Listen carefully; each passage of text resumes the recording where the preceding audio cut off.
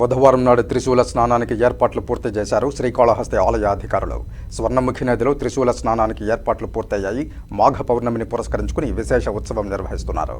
పవిత్ర స్వర్ణముఖి నదిలో పుష్కరుడు కొలువు తీరుతున్న వేళ త్రిశూల స్నాన మహోత్సవాన్ని నిర్వహించడానికి ఏర్పాట్లు పూర్తి చేశారు. 12వ తేదీ బుధవారం మాఘశుద్ధ పౌర్ణమిని పురస్కరించుకుని ఈ సమయంలో పుష్కరుడు నదిలో కొలువు తీరుతాడనేది పురాణాలు పేర్కొంటున్నాయి. ఈ నేపథ్యంలో ప్రతి ఏటా త్రిశూల స్నాన మహోత్సవం నిర్వహిస్తారు. ఈ మేరకు నదిలో స్నానానికి ప్రత్యేక ఏర్పాట్లు చేశారు.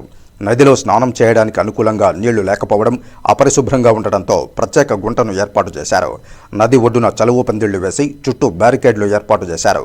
బుధవారం ఉదయం పంచమూర్తులు నది ఒడ్డున వెంచేసి విశేష పూజలు నిర్వహించనున్నారు. సత్యవ్రత దీక్ష గురించి వివరించనున్నారు. ఆలయ వేద పండితులు మారుతి శర్మ మాట్లాడుతూ స్వర్ణముఖి నదిలో పుష్కరుడు కొలువుదీరిన వేళ పుణ్యస్నానాలు ఆచరించాలని త్రిశూల స్నాన మహోత్సవం నిర్వహిస్తున్నట్లు పేర్కొన్నారు. ఈ కార్యక్రమంలో ఆలయ అధికారులు పాల్గొన్నారు.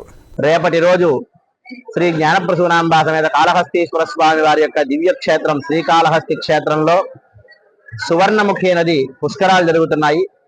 మనకి మామూలుగా గురు యొక్క సంచారం వలన సంవత్సరానికి ఒకసారి ఒక్కొక్క జీవనదికి పుష్కరాలు వస్తూ ఉంటాయి.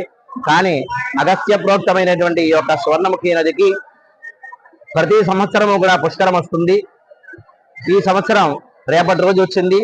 మాఘ పౌర్ణమి, మఖా నక్షత్రం, చాలా విశేషమైనటువంటి రోజు. ఈ రోజు స్వామి అమ్మవారు సాక్షాత్తు ఆ యొక్క పుష్కర స్నానానికి వెళ్ళడం ప్రతి సంవత్సరం కూడా ఇక్కడ ఆచారము.